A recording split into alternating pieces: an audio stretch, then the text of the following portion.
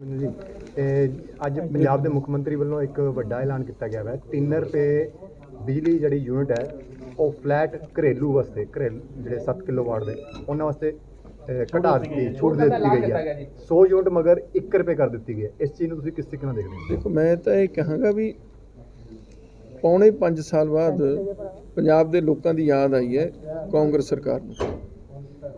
पौने 5 साल इन्हां दी सरकार ही सी, पहला भी कर सकते, हुण तां वोटां आ गईयां, वोटां करके बहुत कुछ करनगे।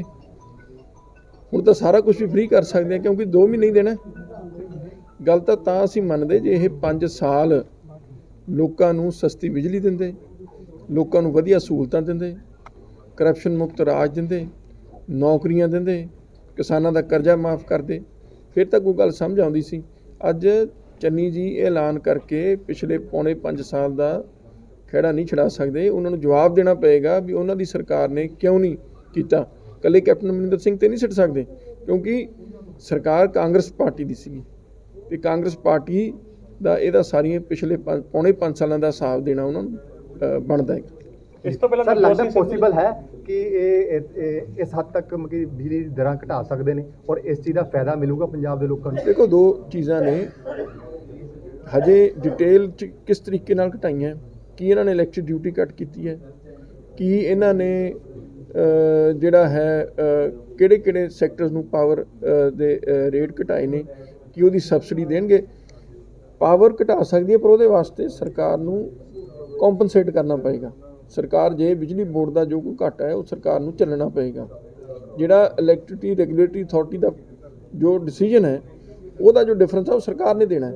तो जे सरकार वो देगी फिर तो सरकार दे ਜਿਹੜਾ ਅਸੀਂ ਮੰਨਾਂਗੇ ਵੀ ਉਹ ਲੋਕਾਂ ਨਾਲ ਗੰਭੀਰਤਾ ਨਾਲ ਇਹ ਵਾਅਦਾ ਕੀਤਾ। ਜੇ ਸਰਕਾਰ ਨੇ ਉਹ ਡਿਫਰੈਂਸ ਨਹੀਂ ਦਿੱਤਾ ਜਿਹੜਾ ਬਣਦਾ ਹੈਗਾ ਤਾਂ ਫਿਰ ਤਾਂ ਇਹੀ ਹੈ ਵੀ ਅਸੀਂ ਕਹਾਂਗੇ ਫਰਾਡ ਕਰ ਰਹੇ ਹਾਂ। ਬਿਜਲੀ ਜਿਹੜੀ ਸਸਤੀ ਖਰੀਦਾਂਗੇ, ਜਿਹੜੀ ਸਾਨੂੰ ਮਹਿੰਗੀ ਪੈ ਰਹੀ ਹੈ 2 ਰੁਪਏ ਕੁਝ ਪੈਸੇ ਦੀ ਜਿਹੜੀ ਆ ਨਹੀਂ, ਪਹਿਲਾਂ ਇਹਨਾਂ ਨੇ ਕਿਉਂ ਮਹਿੰਗੀ ਖਰੀਦੀ? ਜੇ ਸਸਤੀ ਹੁਣ ਖਰੀਦ ਰਹੇ ਨੇ ਤਾਂ ਫਿਰ ਜਿਹੜਾ ਪੌਣੇ 5 ਸਾਲ ਦਾ ਜੋ ਘਪਲਾ ਸੀ ਉਹਦੇ ਲਈ ਕੌਣ ਜ਼ਿੰਮੇਵਾਰ ਹੈ? ਕਿਹਨੇ ਮਹਿੰਗੀ ਖਰੀਦੀ?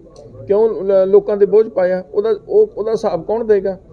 ਕਿਹਨੂੰ ਜ਼ਿੰਮੇਵਾਰ ਠਹਿਰਾਉਣਗੇ? ਅਫਸਰਾਂ ਨੂੰ ਠਹਿਰਾਉਣਗੇ ਕਿ ਮੁੱਖ ਮੰਤਰੀ ਪਿਛਲੇ ਨੂੰ ਠਹਿਰਾਉਣਗੇ ਕਿ ਕੈਬਨਿਟ ਨੂੰ ਠਹਿਰਾਉਣਗੇ? ਜਿਹੜੇ ਇਸਲਾਮ ਤੋਂ ਪਹਿਲਾਂ ਨਵਜੋਤ ਸਿੰਘ ਸਿੱਧੂ ਨੇ ਹਮਲਾ ਕੀਤਾ ਉਹ ਕਹਿੰਦੇ ਕਿ ਲੋਲੀਪੌਪ ਨਾ ਦੇਵੇ ਜਨਤਾ ਨੂੰ, ਚੰਨੀ ਸਰਕਾਰ ਵਾਅਦੇ ਆਪਣੇ ਜਿਹੜੇ ਨੇ ਉਹ ਪੂਰੇ ਕਰਨ। ਸਹੀ ਕਿਹਾ। ਦੇਖੋ ਇਹ ਤਾਂ ਬਿਲਕੁਲ ਇਹ ਤਾਂ ਲੋਲੀਪੌਪ ਹੀ ਹੈ। ਮੈਂ ਤਾਂ ਇਹ ਮੰਨਦਾ ਕਿ ਅੱਜ ਐਲਾਨ ਕੀਤਾ ਹੈ, ਨੋਟੀਫਿਕੇਸ਼ਨ ਹੁੰਦੇ ਮਹੀਨਾ ਹੋਰ ਲੱਗ ਜਾਏਗਾ ਤੇ ਮਹੀਨੇ ਨੂੰ ਕੋਰਟ ਲੱਗ ਜਾਣਾ, ਫਿਰ ਤਾਂ 1 ਮਹੀਨੇ ਦਾ ਹੀ ਹੋਇਆ ਨਾ ਐਲਾਨ। ਸਰ ਕਹਿੰਦੇ ਅੱਜ ਤੋਂ ਹੀ ਲਾਗੂ ਹੈ।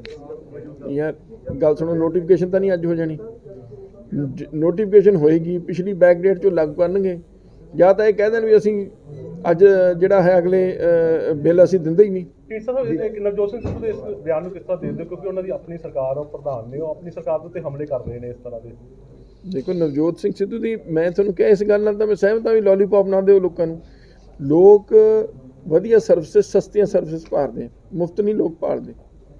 ਜਿਹੜੀ ਇਹ ਚੀਜ਼ ਚੱਲ ਪਈ ਫ੍ਰੀ ਦੇਣ ਦੀ, ਹਾਂ ਪੰਜਾਬ ਦੇ ਜਿਹੜੇ 20% ਲੋਕ ਨੇ ਜਿਹੜੇ ਅਤੀ ਗਰੀਬ ਨੇ ਉਹਨਾਂ ਨੂੰ ਤੁਸੀਂ ਕੁਛ ਹੱਦ ਤੱਕ ਮੁਫਤ ਦਿਓ, ਪਰ ਬਾਕੀ ਸਾਰਿਆਂ ਨੂੰ ਵਧੀਆ ਸਰਵਿਸਿਜ਼ ਐਟ ਨੋਮੀਨਲ ਰੇਟਸ, ਮਤਲਬ ਘੱਟ ਰੇਟਸ 'ਤੇ ਉਹ ਪ੍ਰਦਾਨ ਕਰਿਆ ਜਾਣਾ ਚਾਹੀਦਾ। ਅਤੇ ਇਹ ਅੱਜ ਸਮੇਂ ਦੀ ਲੋੜ ਹੈ ਅਤੇ 5 ਸਾਲ ਪਰ ਪੰਜਾਬ ਦੇ ਲੋਕਾਂ ਦੀ ਲੁੱਟ ਹੋਈ ਹੈ। ਇਹ ਤੋਂ ਵੀ ਅੱਜ ਇਹਨਾਂ ਨੇ ਆਪ ਮੰਨ ਲਿਆ, ਇਹ ਰੇਟ ਘਟਾ ਕੇ ਕਾਂਗਰਸ ਨੇ ਆਪਦੀ ਨਲਾਇਕੀ ਮੰਨ ਲਈ ਵੀ ਅਸੀਂ 5 ਸਾਲ ਲੋਕਾਂ ਦੀ ਲੁੱਟ ਕੀਤੀ ਹੈ। ਸਰ ਬਿਜਲੀ ਦਾ ਕਰਾਰ ਹੋਇਆ ਹੈ ਉਹ ਤੁਹਾਡੇ ਅਕਾਲੀ ਸਰਕਾਰ ਦੇ ਟਾਈਮ 'ਚ ਹੋਇਆ, ਤੁਸੀਂ ਕੀ ਸੋਚਦੇ ਹੋ ਕਿੰਨਾ ਕੁ ਫਾਇਦੇਮੰਦ ਸੀ ਪੰਜਾਬ ਦੀ ਜਨਤਾ? ਦੇਖੋ ਇਕਰਾਰ ਨਾ ਤਾਂ ਮੈਂ ਇਕਰਾਰ ਦੇ ਵਿੱਚ ਹਿੱਸੇਦਾਰ ਸੀ, ਨਾ ਹੀ ਮੈਂ ਇਕਰਾਰ ਦਾ ਮੇਰੇ ਕੋਲ ਮਹਿਕਮਾ ਸੀ, ਨਾ ਹੀ ਮੈਂ ਉਹਦਾ ਫਾਈਨੈਂਸ ਮਿਨਿਸਟਰ ਜਦ ਇਕਰਾਰ ਹੋਏ। ਮੈਜੋਰਟੀ ਇਕਰਾਰ ਜਿਹੜੇ ਨੇ ਉਹ ਵੱਡੇ ਥਰਮਲ ਪਲਾਂਟਸ ਦੇ, ਉਹਨਾਂ ਨੂੰ ਤੁਸੀਂ ਰੱਦ ਕਰੋ।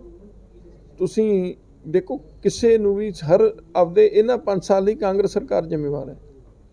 ਜੇ ਕੋਈ ਗਲਤ ਹੋਇਆ ਸੀ ਪਿਛਲੇ 5 ਸਾਲਾਂ 'ਚ ਤਾਂ ਇਹਨਾਂ ਨੂੰ ਰੱਦ ਕਰਨਾ ਚਾਹੀਦਾ ਸੀ, ਜਾਂ ਜਿਹੜੇ ਲੋਕਾਂ ਨੇ ਗਲਤ ਇਕਰਾਰ ਕੀਤੇ ਉਹਨਾਂ ਨੂੰ ਦੋਸ਼ੀ ਠਹਿਰਾਉਣਾ ਚਾਹੀਦਾ ਸੀ, ਉਹਨਾਂ ਦੇ ਖਿਲਾਫ ਐਕਸ਼ਨ ਲੈਂਦੇ, ਉਹਨਾਂ ਨੂੰ ਲੋਕਾਂ ਦੇ ਵਿੱਚ ਨੰਗੇ ਕਰਦੇ। ਪਰ ਅੱਜ ਇਹ ਕਹਿਣਾ ਵੀ ਇਕਰਾਰ ਹੋਏ ਸੀ, ਇਹ ਤਾਂ ਇਹਨਾਂ ਨੂੰ 4 ਸਾਲ ਪਹਿਲਾਂ ਵੀ ਪਤਾ ਸੀ ਵੀ ਇਕਰਾਰ ਹੋਏ ਨੇ। ਤਾਂ ਇਹਦਾ ਹੁਣ ਜਿਵੇਂ ਕਹਿੰਦੇ ਨੇ ਆਨੇ ਬਹਾਨੇ ਆਪਦਾ ਖਹਿੜਾ ਛੁਡਾਉਣਾ ਚਾਹੁੰਦੇ, ਉਹ ਨਹੀਂ ਛੁੱਟਣਾ ਇਹਨਾਂ ਦਾ।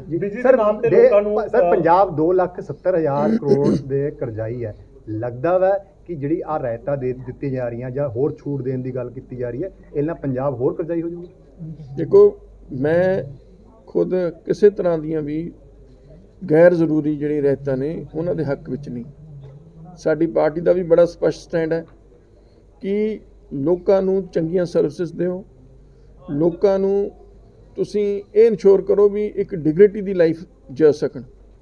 ਜਿਹੜਾ ਕੋਈ ਮਿਹਨਤਕਸ਼ ਵਿਅਕਤੀ ਹੈ ਉਹਦੀ ਮਿਹਨਤ ਦਾ ਮੁੱਲ ਉਹਨੂੰ ਮਿਲਣਾ ਚਾਹੀਦਾ ਤਾਂ ਕਿ ਉਹ ਆਪਣੀ ਮਿਹਨਤ ਦੇ ਪੈਸੇ ਕਮਾ ਕੇ ਆਪਣੀ ਵਧੀਆ ਜ਼ਿੰਦਗੀ ਬਤੀਤ ਕਰ ਸਕੇ। ਕਰਜ਼ਾ ਵਧੂਗਾ ਘਟੂਗਾ?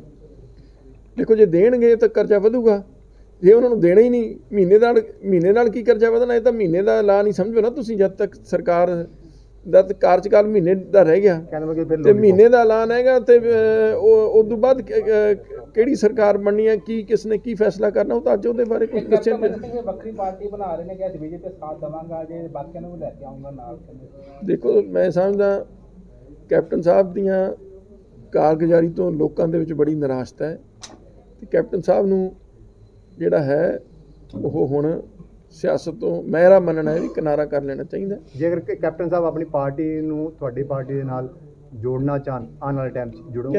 ਇਸ ਬਾਰੇ ਢੀਂਡਸਾ ਸਾਹਿਬ ਨੇ ਬੜਾ ਸਪਸ਼ਟ ਰੂਪ 'ਚ ਕਹਿਤਾ ਕਿ ਅਸੀਂ ਤਾਂ ਪਿਛਲੇ 5 ਸਾਲਾਂ ਤੋਂ ਉਹਨਾਂ ਦਾ ਵਿਰੋਧ ਕਰ ਰਹੇ ਹਾਂ, ਠੀਕ ਹੈ, ਤੇ ਅਸੀਂ ਸਮਝਦੇ ਹਾਂ ਕਾਂਗਰਸ ਪਾਰਟੀ ਤੇ ਪਿਛਲੇ 5 ਸਾਲ ਨਹੀਂ, ਕਾਂਗਰਸ ਪਾਰਟੀ ਤੇ ਕੈਪਟਨ ਅਮਰਿੰਦਰ ਸਿੰਘ ਲੋਕਾਂ ਦੀ ਜਿਹੜੀ ਹੈ ਇਹ ਤਕਲੀਫਾਂ ਲਈ ਜ਼ਿੰਮੇਵਾਰ ਨੇ। ਤੇ ਸਰ ਜੋ ਅੱਜ ਇਵੈਂਟ ਹੋਇਆ ਇਹਦਾ ਕੀ ਡਿਸਕਸ਼ਨ ਹੋਈ ਹੈ, ਕੀ ਕਰਕੇ? ਦੇਖੋ, ਇਹ ਜੋ ਕਿਸਾਨੀ ਦੇ ਦਰਪੇਸ਼ ਸਮੱਸਿਆਵਾਂ, ਜੋ ਇਹ ਕਾਨੂੰਨ ਲਿਆਂਦੇ ਗਏ, ਇਹ ਸਪਸ਼ਟ ਤੌਰ ਤੇ ਕੇਂਦਰ ਸਰਕਾਰ ਮੰਨਦੀ ਹੈ ਵੀ ਅਸੀਂ ਪ੍ਰਾਈਵੇਟ ਸੈਕਟਰ ਦੀ ਪਾਰਟਿਸਿਪੇਸ਼ਨ ਵਧਾਉਣਾ ਚਾਹੁੰਦੇ ਹਾਂ।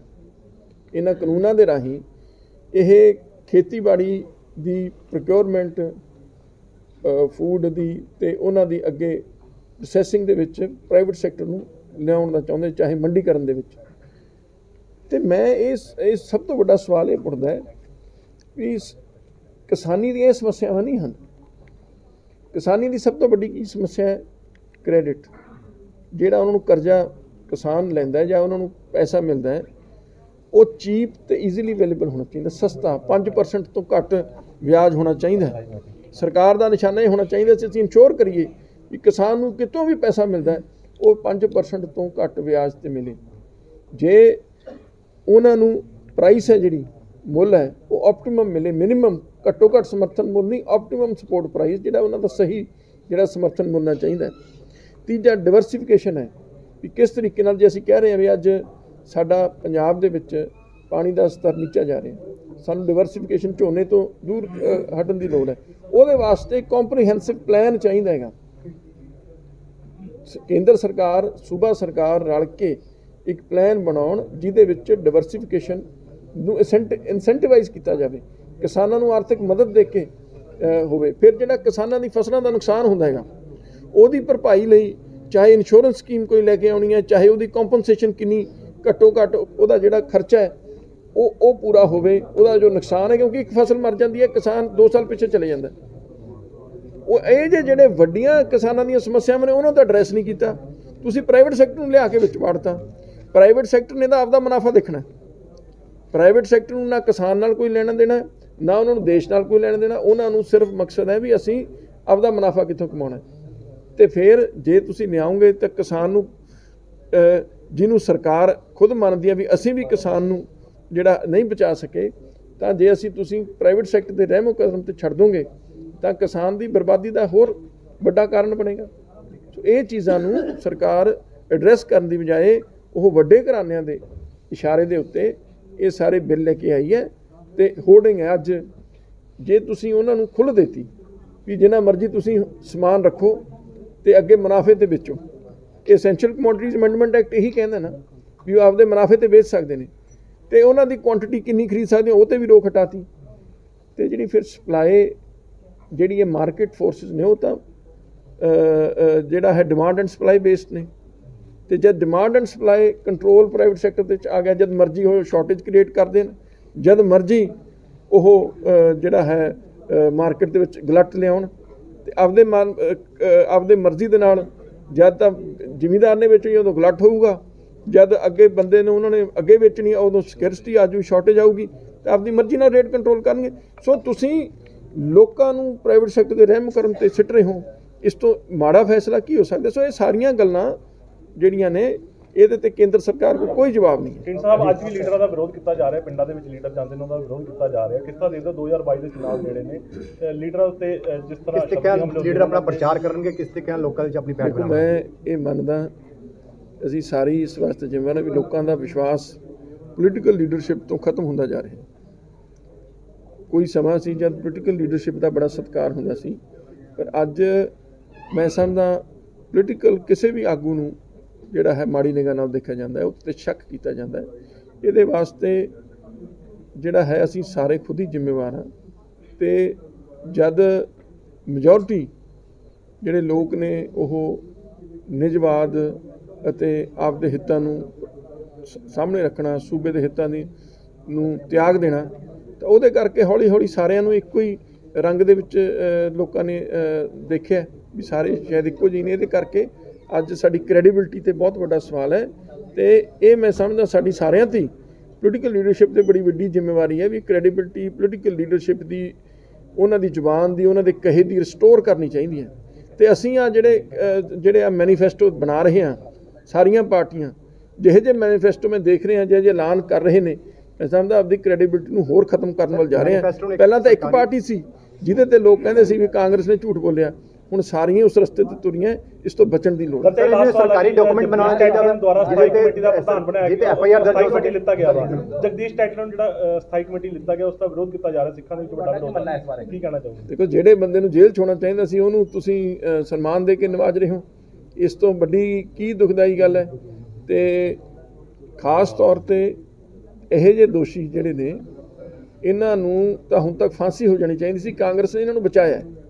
ਅੱਜ ਕਾਂਗਰਸ ਜੇ ਉਹਨਾਂ ਨੂੰ ਸਨਮਾਨ ਦਿੰਦੀ ਹੈ ਤਾਂ ਇਕੱਲਾ ਅਸੀਂ ਸਿਆਸੀ ਪਾਰਟੀ ਨਹੀਂ, ਆਮ ਲੋਕਾਂ ਦੇ ਵਿੱਚ ਵੀ ਇਸ ਗੱਲ ਦਾ ਬਹੁਤ ਵੱਡਾ ਵਿਰੋਧ ਹੈ। ਸੁਖਬੀਰ ਸਿੰਘ ਬਾਦਲ ਜਿਹੜੇ ਪ੍ਰਚਾਰ ਕਰਦੇ ਫਿਰਦੇ ਨੇ, ਉਹ ਕਹਿ ਰਹੇ ਨੇ ਕਿ ਪੰਜਾਬ ਦੇ ਵਿੱਚ ਸਿਰਫ ਸ਼੍ਰੋਮਣੀ ਅਕਾਲੀ ਦਲ ਹੀ ਐਸੀ ਇੱਕ ਪਾਰਟੀ ਜਿਹੜੀ ਕਿ ਪੰਜਾਬ ਦੀ ਆਪਣੀ ਪਾਰਟੀ ਹੈ, ਲੋਕਾਂ ਦਾ ਵਿਸ਼ਵਾਸ ਜਿੱਤਣ ਦੀ ਗੱਲ ਕਰ ਰਹੇ। ਤੁਹਾਨੂੰ ਕੀ ਲੱਗਦਾ ਉਸ ਨੂੰ? ਦੇਖੋ, ਇਹ ਜੋ ਕੁਝ ਅਕਾਲੀ ਦਲ ਦੇ ਪਿਛਲੇ 5 ਸਾਲਾਂ ਦੇ ਵਿੱਚ ਕੀਤੇ ਫੈਸਲੇ, ਤੇ ਅੱਜ ਵੀ ਜਿਸ ਤਰੀਕੇ ਨਾਲ ਸ਼੍ਰੋਮਣੀ ਅਕਾਲੀ ਦਲ ਦੀ ਲੀਡਰਸ਼ਿਪ ਫੈਸਲੇ ਲੈ ਰਹੀ ਹੈ, ਉਹ ਅਕਾਲੀ ਸਿਧਾਂਤਾਂ ਦੇ ਉਲਟ ਨੇ। ਜੇ ਅਸੀਂ ਅਕਾਲੀ ਸਿਧਾਂਤਾਂ ਦੀ ਗੱਲ ਕਰੀਏ ਤਾਂ ਅਕਾਲੀ ਦਲ ਇੱਕ ਪੰਜਾਬ ਦੇ ਮੁੱਦਿਆਂ ਨੂੰ ਲੈ ਕੇ ਲੜਦੀ ਸੀ, ਸਿੱਖ ਕੌਮ ਦੇ ਮੁੱਦਿਆਂ ਨੂੰ ਲੈ ਕੇ ਲੜਦੀ ਸੀ। ਅਸੀਂ ਸੂਬਿਆਂ ਨੂੰ ਵੱਧ ਅਧਿਕਾਰਾਂ ਦੀ ਗੱਲ ਕਰਦੇ ਸੀ, ਅਸੀਂ ਪੰਜਾਬ ਦੇ ਪਾਣੀਆਂ ਦੀ ਗੱਲ ਕਰਦੇ ਸੀ। ਪਰ ਮੌਜੂਦਾ ਸੁਖਬੀਰ ਸਿੰਘ ਬਾਦਲ ਨੇ ਜਦ ਦੇ ਪ੍ਰਧਾਨ ਬਣੇ ਸਾਰੇ ਮੁੱਦੇ ਛੱਡਤੇ। ਤੁਸੀਂ ਦੱਸੋ, ਕਿਤੇ ਵੀ ਉਹਨਾਂ ਨੇ ਡਿਸਕਸ਼ਨਸ ਹੁੰਦੀਆਂ ਨੇ, ਪਾਰਟੀ ਦੇ ਫੋਰਮਸ ਤੇ ਲੋਕ ਆਉਂਦੇ ਨੇ, ਕਦੇ ਉਹਨਾਂ ਨੇ ਕਿਸੇ ਨਾਲ ਲੋਕਾਂ ਨਾਲ ਇੰਟਰੈਕਸ਼ਨ ਦੇ ਵਿੱਚ ਇਹ ਮੁੱਦੇ ਚੱਕੇ ਨੇ ਜਿਹੜੇ ਸਾਡੇ ਵਾਸਤੇ ਬੜੇ ਜ਼ਰੂਰੀ ਨੇ। ਅੱਜ ਜੇ ਸਾਨੂੰ ਫੈਡਰਲ ਜਿਹੜਾ ਹੈ ਤਾਕਤਾਂ ਵਾਸਤੇ ਅਕਾਲੀ ਦਲ ਜੇ ਲੜਦਾ ਸੀ, ਜੇ ਅਕਾਲੀ ਦਲ ਨੇ ਤਿਆਗੀਆਂ, ਤਾਂ ਅੱਜ ਇਹ ਹਾਲ ਹੋ ਰਿਹਾ ਦੇਸ਼ ਦੇ ਵਿੱਚ। ਇੱਕ ਟੋਟੈਲੀਟੇਰੀਅਨ ਗਵਰਨਮੈਂਟ ਜਿਹੜੀ ਹੈ ਉਹ ਦੇਸ਼ ਦੇ ਵਿੱਚ ਰਾਜ ਕਰ ਰਹੀ ਹੈ। ਸਰ, ਤੁਹਾਨੂੰ ਲੱਗਦਾ ਹੈ ਕਿ ਸ਼੍ਰੋਮਣੀ ਅਕਾਲੀ ਦਲ ਵੀ ਕਾਂਗਰਸ ਦੀ ਤਰ੍ਹਾਂ ਇੱਕ ਪਰਿਵਾਰ ਦੀ ਪਾਰਟੀ ਬਣ ਕੇ ਰਹੇਗੀ? ਬਿਲਕੁਲ, ਪਰਿਵਾਰ ਦੀ ਪਾਰਟੀ ਤੇ ਇੱਕ ਆਰਥਿਕ, ਜਿਵੇਂ ਕਹਿੰਦੇ ਨੇ, ਇੱਕ ਲਿਮਟਿਡ ਕੰਪਨੀ ਨਹੀਂ ਹੁੰਦੀ, ਇੱਕ ਜਿਵੇਂ ਅਸੀਂ ਪ੍ਰਾਈਵੇਟਾਈਜੇਸ਼ਨ ਕਹਿ ਰਹੇ ਹਾਂ, ਇਹ ਵੀ ਇੱਕ ਉਹੀ ਰੂਪ ਹੈ ਵੀ ਸਿਰਫ ਮੁਨਾਫਾ ਕਮਾਉਣ ਦਾ ਜਿਹੜਾ ਮੁੱਖ ਨਿਸ਼ਾਨਾ ਹੈ, ਲੋਕ ਸੇਵਾ ਨਹੀਂ। ਤੇ ਕਿਸ ਤਰੀਕੇ ਨਾਲ ਸਰਕਾਰੀ ਨੀਤੀਆਂ ਨੂੰ ਤੋੜ ਮਰੋੜ ਕੇ ਮੁਨਾਫਾ ਕਮਾਉਣਾ, ਇਹ ਉਹਨਾਂ ਦਾ ਨਿਸ਼ਾਨਾ ਬਣ ਗਿਆ। Thank you.